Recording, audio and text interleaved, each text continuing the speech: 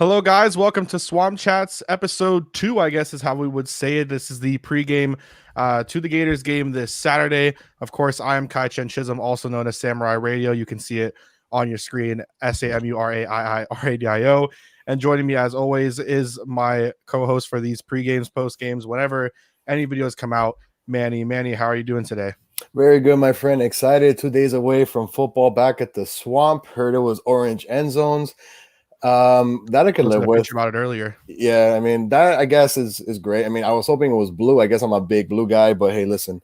To think that we finally have football, especially in Gainesville, especially in the Swamp, is still very, very special. And against a South Carolina team, which in reality, I think their head coach lost the game for them, but that's definitely a conversation and topic that we'll get into. Yeah. So as we were kind of teasing on Twitter, and one thing that we'll talk about here is one of the main things that we talked about in the post game was that we needed I almost said Dolphins. Oh my God, we needed the Gators to improve a lot on defense. It's like both of them are the same. And really, we needed the Gators to improve on defense. I mean, they didn't play a horrible game against Mississippi, but some of even the garbage time, as Jazz talked about when he joined us last week, even some of the garbage time yards, like those are things that just shouldn't be happening. Coming in and going against South Carolina, the Gators moved up. We were number 5. Now we're number 3 in the the AP top 25, everything like that. Do you expect that now the defense needs to show, even though it's just like it's the ranking? Of course, it means a lot when it comes to college football playoffs and stuff. But now it's like, okay, this is even more real. Yeah, we were number 5 and it's real, and we played. Now, this week we're going in South Carolina. Next week we're going to go against Texas A&M. The week after that, LSU, and then Missouri, then Georgia. Like now it's like we got to get, even though it's only the second week, we got to get our stuff together. Do you think the defense is going to try to step up in a big way this weekend? Well, Simon, if when you look at the schedule and you finally saw what the defense brought to you last week, listen, it helps when Moon's coming back. It helps when Campbell's coming back. You kind of hope that just Todd Grantham just studies that game film the way that, we'd expect him to. And if there's any game that you want to be able to at least adjust to before you head into those tough games, listen, Texas A&M looked horrible against Vanderbilt. I understand that. But it's still a Jimbo Fisher offense, man. And we've seen that offense go from scoring 10 points to one game, and the next game, after looking like crap, they'll go up and score 50. So we got to be prepared, come with a game plan this week of making sure that we get off the field on third down and that we tackle better. Obviously, listen, shorter off season, and we even talked about this before. You don't get as many drills, you don't get as many reps, you don't get as many opportunities. You already have one game in the books, and you have it on tape. So your coaching should have already been influenced throughout the game plan week. And if there's any opponent that you want to be able to do this against, it's definitely against South Carolina. So I'm hoping, but I know, well, of course I'm hoping. It's just one of those things that you have to wait and see, because you want to know how the team's going to react to after watching the game film, and you want to be able to come out of this South Carolina game with a leader. Not saying that Miller's not a leader, not saying that Elam can't be a leader. He came out with some strong comments during the week saying that the team has to play better. It all starts with him. It all starts with the secondary, starts with the back end. And I do agree. I think that secondary, besides the front, is our main core that has to be leading us on defense. So South Carolina does have a bunch of shifty guys. Shai Smith caught 10 passes, 140 yards. I mean, listen, I can't think of the names of the Ole Miss wide receivers, but they had field days against us. So that's one guy we have to be able to cover well. And of course, when you look at the running backs, I mean, they got Deshaun Fenwick, who looked kind of shifty against Tennessee, Kevin Harris, who had 13 carries, averaging almost 4 yards a pop. So those are things that, when it's all said and done, I expect at least Todd Grantham to come into this week with a mentality of pressuring the quarterback, not sitting back, and enough with these third down calls where our cornerbacks are 5-8 yards away. Like, enough of that. Listen, enough of the 3rd and 10s, giving away 3rd and 7, 3rd and 9. Listen, no offense, we're not Vanderbilt, we're not Missouri. We're not Arkansas. No, it's total offense. It's not. There's no offense. It's total offense. Okay, total offense. If we don't have the athletes at those type of positions that could play man to man, right? What are we doing? What type of defensive scheme are we running? So yeah, and you talked about the Ole Miss. I mean, one of them stuck out, and I couldn't think of his name either. Elijah Moore. He had 10 receptions for 227 yards. I'm sure some of that obviously came from that garbage time, but at the end of the day, garbage time or not, you gave up 10 receptions for 227 yards. After that, it was Kenny Yeboah, 5 for 91 and a touchdown. Dontario Drummond, 2 for 60, 2 touchdowns. I mean, that was essentially three guys that just dominated. And on top Mhm. of that, looking at it again, like Matt Corral, 395 yards you gave up on 31 attempts, 22 completions. Even Dontario Drummond had one completion that went 45 yards. Like, these are situations that just can't happen. And one of the things that I think we touched on and we continue to touch on is just third down. I mean, it's not something I guess that you generally see where you see a lot of you give up like a third and short. You'll give up like a third and 1, third and 2, third and 3. Like that happens. It's gonna always gonna happen. Those third and longs, 6, 7, 8, 9, 10 yards. Like it's a little bit different. You have something to work with. There's areas where you can make a play. Call the right defensive play, have the right play for your scheme, and Mhm. just they were consistently third and 8, third and 8, third and 9, third and 10, back to like a third and 8. Like they were just giving up these third downs, and it's just like that's not in the way of no offense, but total offense. And the same thing with the corners. Like this is the University of Florida, where for years you have your Twitter, you have fans claiming DBU, like you have all these situations. Like you should not be giving up third and long like that, and definitely not as consistently as they were on Saturday. Yeah, no. I mean, you know how they say when on first down, when you're on offense and you gain 5 yards, well, now basically the offensive playbook is now open. You can run it Yeah, again, you can throw, you can play action. Unfortunately for us on defense, is like when Miller sacks the quarterback and it's third and long, you would expect, hey, now we can open up, we can show a couple stunts, we can show fake schemes. It all just right, feels like when that happens after a second down, great play on defense, we go ahead and leave a guy middle of the field, 15 yards wide open for a 19-yard game when it was third and 17. It's just those things, and like I said, in the post pod, this past weekend, it's like it's nothing new for Todd Grantham, but this can't be a consistent thing because listen, I know we don't play Mississippi State, right? Am I correct on that one? I can I don't check think that right now. I don't think we play Mississippi State. Well, thank the Lord we don't play Mississippi State because they went right into Death Valley Yeah, no, and we don't. broke all type of offensive records. Okay, and there are better offensive teams in the SEC that we haven't faced yet. We're not going to play Alabama unless it's in Atlanta. Listen, people want to say that LSU step back on offense. Listen, they're running with a whole new type of group. Okay, and like Yeah, I said, you can't sleep on Jimbo Fisher. We saw him plenty of times at Florida State. Just like I said, score 5 points one game, and the next game they all of a sudden their quarterbacks are looking like Heisman Trophy candidates, and whatever the case right. is. So the whole thing of the third down game when it comes to Gators on defense, you got to be able to just stop these drives on a consistent basis. And by that, Right. I mean, we saw it once again where we went down the field after halftime, scored a touchdown. Now, we felt good. We were up by at least 2 or 3 possessions. And out of nowhere, Ole Miss runs 3 plays and scores one back. I mean, that shouldn't happen in this league. I think two of NFL, them are right down the middle of the field as well. Like the 2 of them are situation right down the shouldn't middle. happen. Correct. 2 of them right down the middle of the field where, listen, I like Jonathan Steiner, but you can't just over pursue your guy in the slot. He gave up that first big bomb that big play in the first quarter Right. on offense because he decided to just stare at the quarterback. That's not your job. Your job is to make sure that nobody gets behind you. So, like I said, it's again no off season because they don't have preseason. But like I said, Right. you can't teach this through Zoom.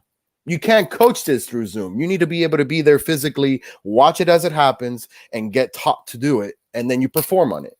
So it's like I said, first game's under the books. It wasn't that great. You haven't though on tape. You've had a whole week to prepare, and you're playing at home. I know it's only 17,000 fans. And I know, listen, most Gator fans that have the opportunity to go, especially I know of a lot of season ticket holders that are not going to go because they can't tailgate. I don't blame them. I really don't, because you're a season ticket holder to enjoy waking up at 4 or 5 a.m., enjoying the tailgate, doing the And Gator those walk. tailgates in gate, yeah, the Gator Wall, like Yeah, exactly. I Those have tradition and meaning. And if yeah, you don't want to do that, I can't fault for that. But listen, I know for the 17,000 that do go, which I'm hoping that they do go, me and you will be there in spirit. yeah, They'll be able to create some type of great atmosphere for them. It's the first game. It's just there shouldn't be any types of situations where the Gators shouldn't be leading in this game. The only way that they're not leading in this game is if the defense gives up the first drive, if we defer the football, which right. most of the times we do, if they take the lead. But that's the only thing.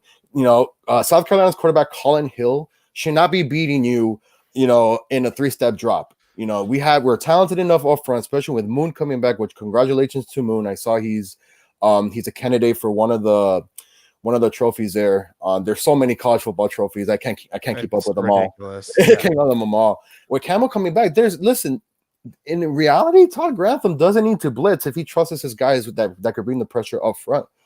But I I'm mean, sorry. they shouldn't have to do like as you're about to say with Colin Hill. I mean, just when you look at just strictly the stats, which of course there's so much more behind everything than just stats, but like they played Tennessee last week, South Carolina, and for one, they lost 31-27. And on top of that, it was like a normal, Colin Hill threw 39 times, 25 completions, 290 yards, only had one touchdown and interception. They couldn't run the football. It was really just one receiver for them that was getting it going. Like That's my point. Yes, they exactly. need to be able. The defense has to step up in situations where, like, okay, this team showed in week one, which of course things change all the time, but they showed in their first game can't run the football. Their quarterback, like, they're trusting him, but at the same time, like, if he's going to throw that many times, there's going to be opportunities where there's going to be areas to get an interception to make a play. They should not be playing from behind. Whether, like you said, if it's the first drive, a field goal, a touchdown, sure, but they shouldn't be playing from behind consistently throughout the game. No. And then it's like you just mentioned, you look at the stats, and then the only guy that blows up is Shi Smith. 10 receptions, targeted more than 10 plus times. I mean, listen, I'm not defensive coordinating anything in this in this lifetime, but if I'm a defensive coordinator, I'm immediately looking at that matchup, and I have full confidence that whoever's on that one-on-one, I'm making sure that there's a safety over the top over Shi Smith, and you just play the rest of the guys. It's defense, man. Swarm to the football. Do your fundamentals. Okay. Don't, tackle after, going out of bounds. Don't create face masks. Don't create extra plays for a guy like Colin Hill to gain some confidence. Not saying he can't. Listen, it's the SEC. And to be honest with you, I hadn't been more excited to watch college football until this past week, because college football is SEC. You can ask any other fan base in the entire country. Okay. Yeah. You know that college football is back once the SEC hits the center stage. Because they were playing for a little bit, and even like it was just like, okay, college football, sure, and then like college game day was back, but last weekend was college football. Like last weekend was college football. Kai, we played at 12. Game ended. Everybody was talking about Georgia, Arkansas. And then all of a sudden, what Mississippi State, LSU did back to back. And then you had the South Carolina, Tennessee game at night. I understand. Listen, and there's one negative thing, though, that I've noticed throughout this season is these primetime games. Let's be honest here. You're putting Clemson against Wake Forest, Alabama versus Missouri. You can't expect to gain traction from normal fans or I guess fans outside the bubble per se. Since we're in the NBA Finals per se, outside the bubble, to be interested in things like this. So you need to be able to get these primetime games in a situation where ESPN works with CBS, and I think I actually heard this. The rule is the CBS broadcast can only have, show a showcase of a team, maybe 3 times, 4 times. But there has to be better matchups shown in prime time. But listen, college football is now in full swing. Pac-12 now wants to get in and play 8 games. The Big Ten says 8 games. I'm sorry, nothing against those conferences, but I don't even care if Ohio State goes undefeated. I don't care if Oregon goes undefeated, okay?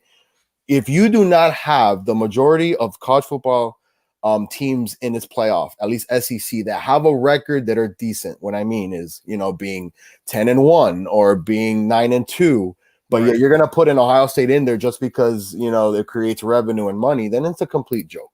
Let's be honest. It's been hogwash. The college football playoff, in my opinion, has been a load of horse shit for a while. Like it's a load of crap. I think even it showed some resilience, when UCF went undefeated and had their national championship season.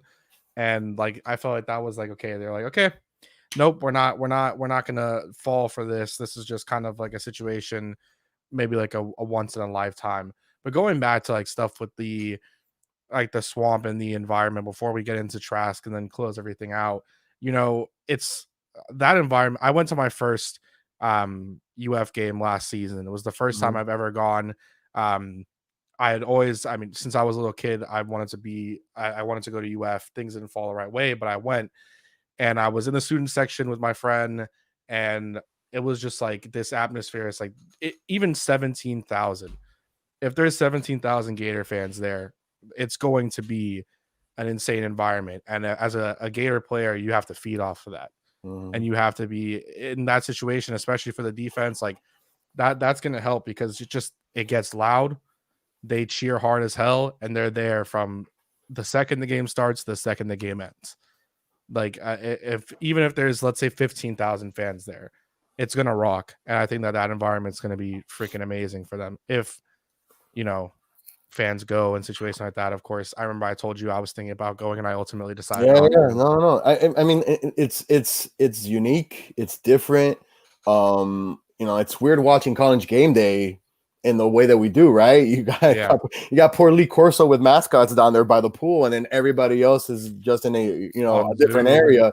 To hear that Kurt Herbstreit had to do his own broadcast and show from his house because he might have contracted the virus, like that sucks, dude. Like that's not what we're used to, and it's just one of those things that we want college football. Well, this is what we're gonna have to deal with. And listen, I'm perfectly fine with that. Why? Because like I said, we never knew that we were gonna have it.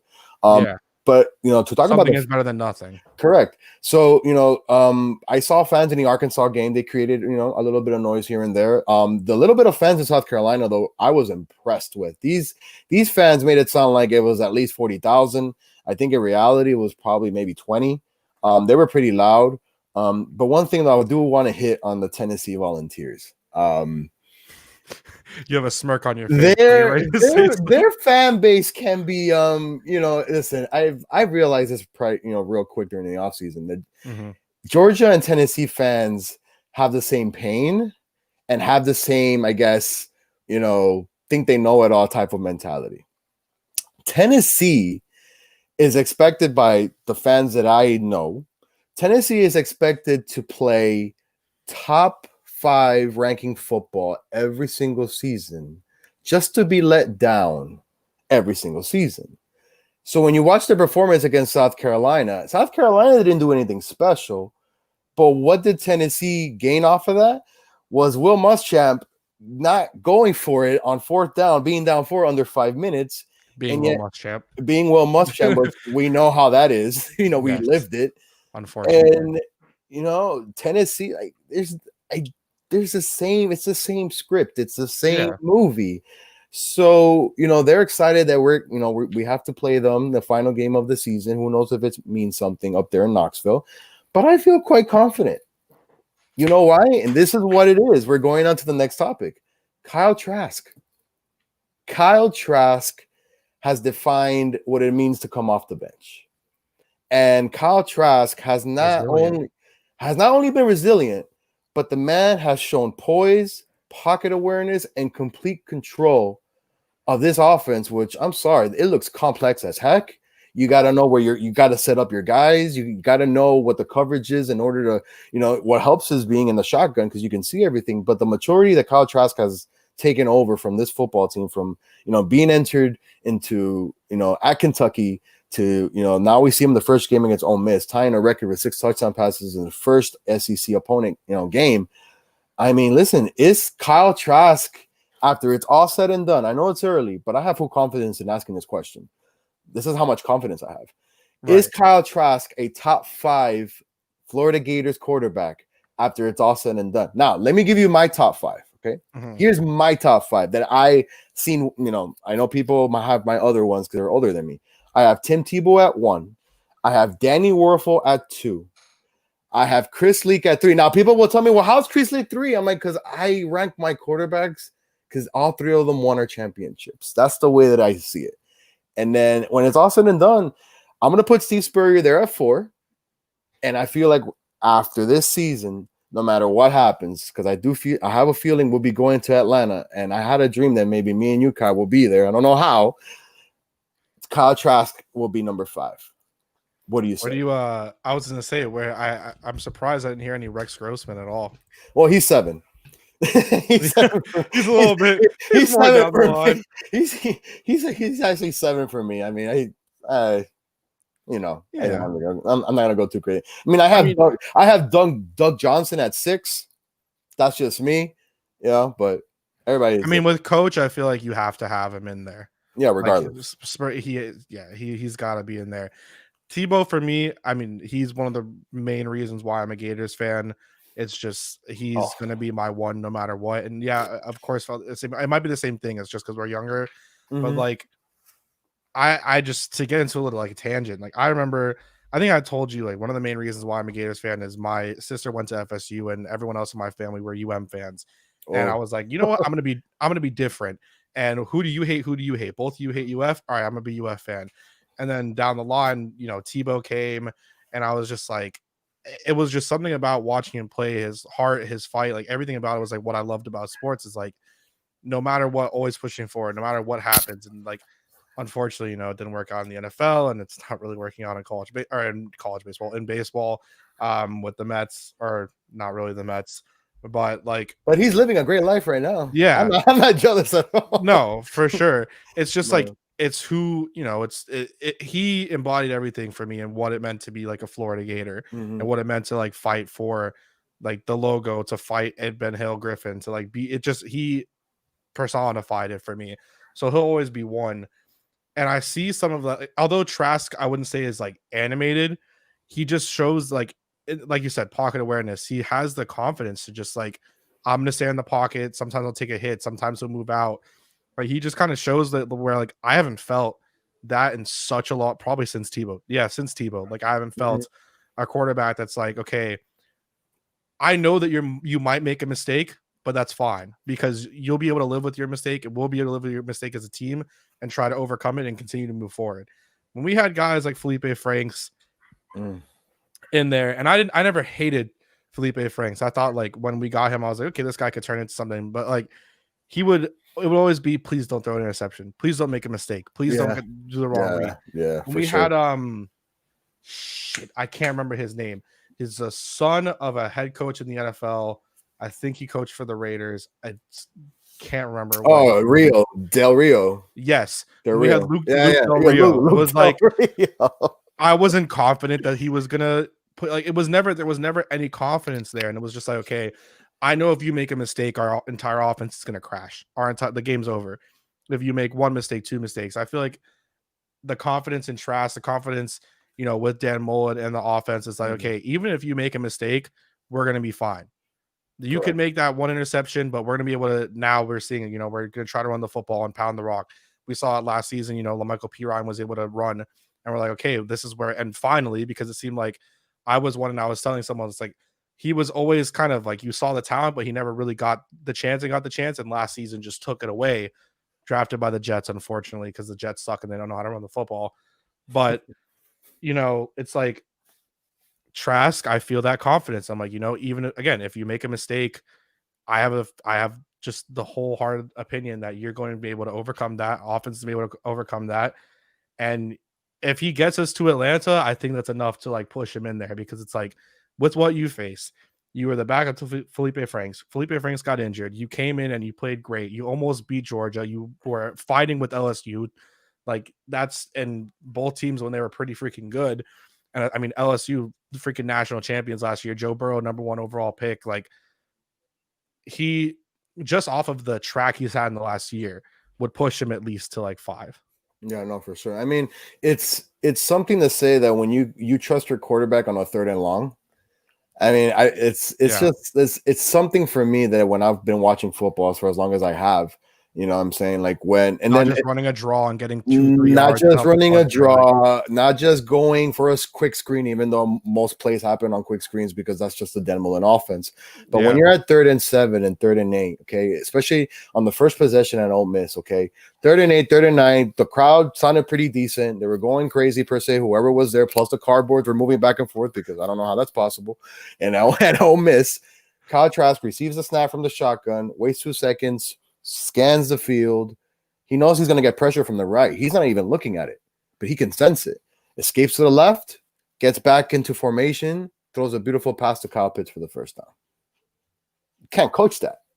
It's You confidence. you can teach that, but the way that he just has I don't even that think you can pocket really teach awareness. it.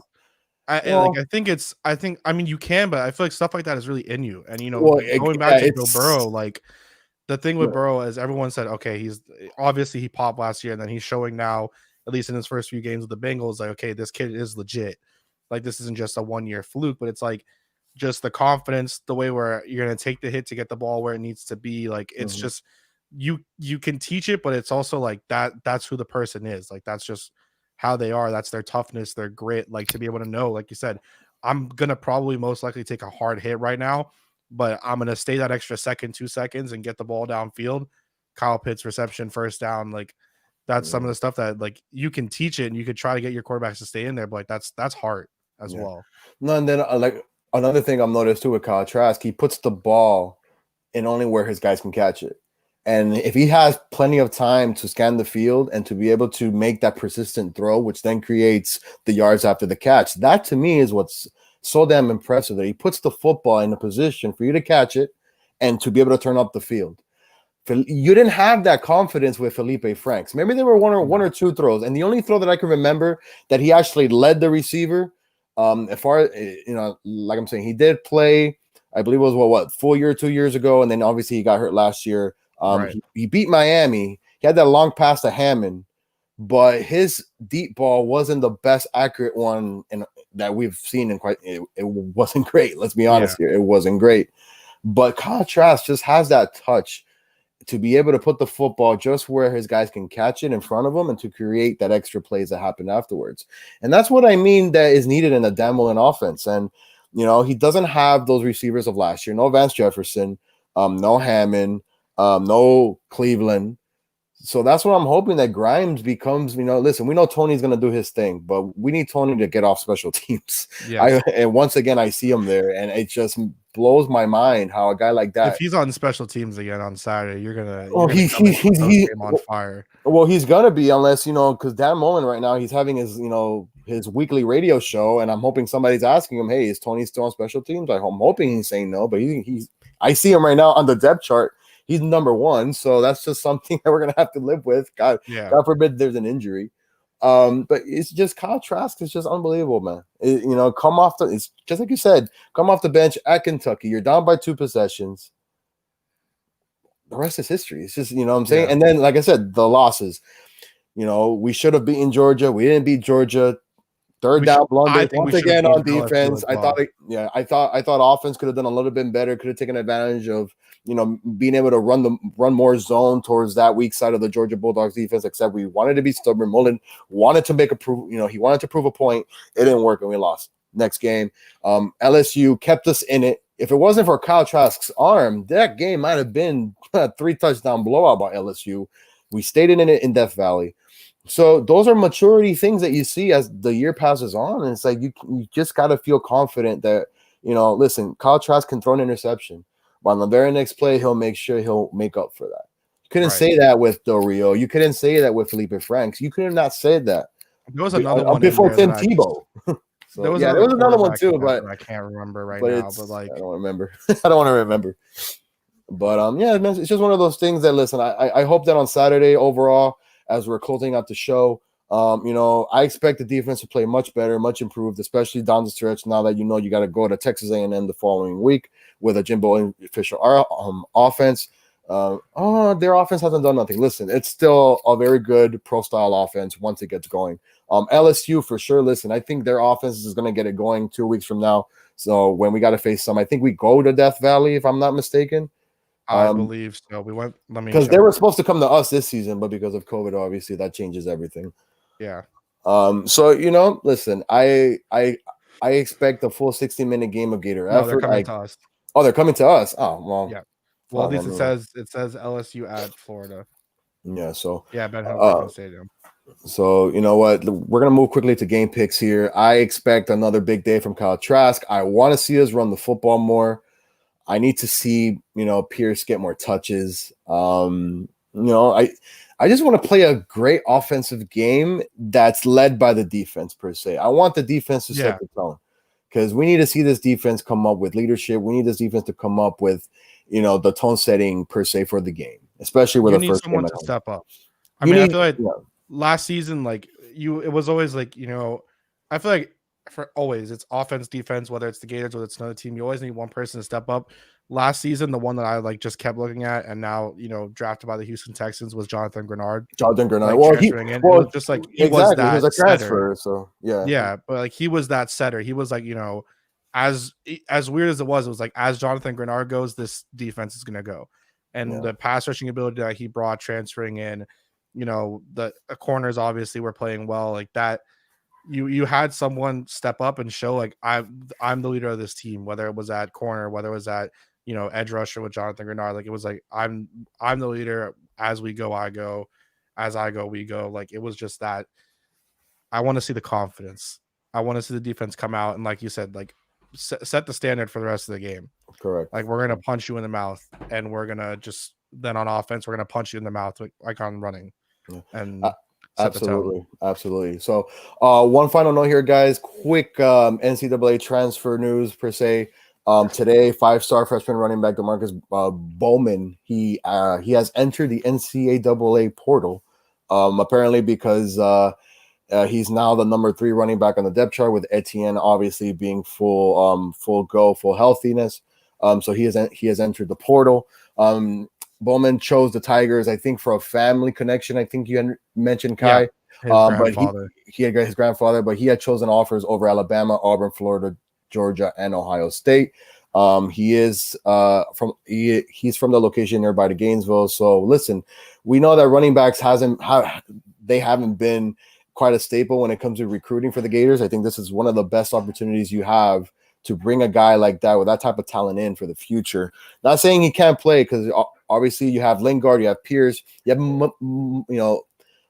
Malik Davis per se, where he's lost some weight, looks quicker, and obviously you gave carries to I like to call him Mr. Carroll City Wright. So it's just one of the, listen, you can create some depth with that by adding him onto the roster, show him the offense, he'll get comfortable with it, and then next year that's when you release it. So those are just a couple nuggets there. On that note, guys, don't forget one thing. Don't forget, next week we will be having our first official guest here on Swamp Chats, Zach Krantz from 560 WQAM from the Joe Rose Show, Gator alum. He will be joining us next Thursday. We'll be previewing the game at Texas A&M. Go ahead, Kai. Sorry, I interrupted you. No, you're good. I was gonna say the quarterback that I was thinking of was Treon Harris.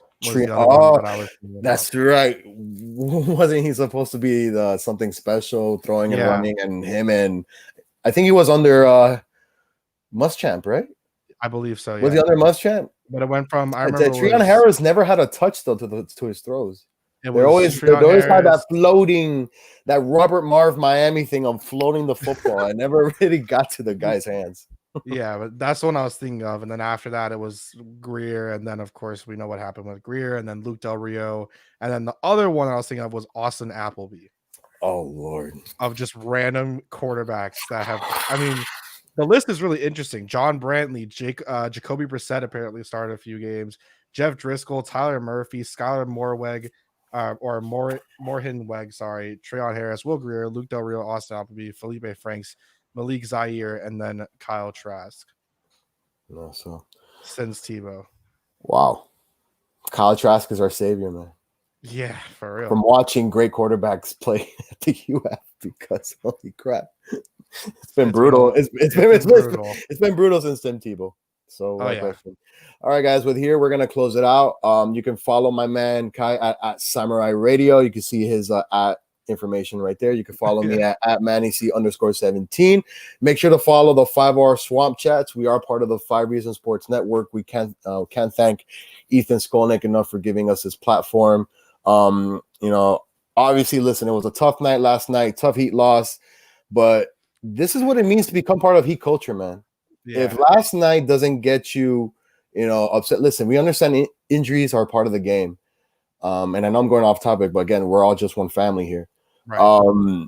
Listen, tomorrow night is something to enjoy, something to take in. But if you're going to jump off the bandwagon, then we don't need you. It's quite simple, because this team is not even supposed to be in this position. So that's what I wanted to say before we log off here, because last night the same fans that were praising the team when they were winning were the same ones that were like, oh, well, now I'm a Laker fan. I'm like, why are you a Laker fan? Like, Oh, what? hey, You have I Heat got Twitter on your bio. Like, what are you doing? I got some screenshots. I'm sure some other people do as well, but I got some screenshots from some people. Yeah. All right, Gator Nation, Gator fans, thank you for joining us tonight. Watch the game on Saturday. We'll have a post-game reaction show right afterwards. I'll send out the links to that at 12 o'clock or so on Saturday. And like I said, next Thursday, we'll be joined by Zach Krantz of 560 on the Joe Rose Show. So it should be some great talk in there as we preview the Gators and Texas A&M from College Station. Yep. All right, guys, have a good night. Go Gators. Bye, guys. Have a great one. Peace out.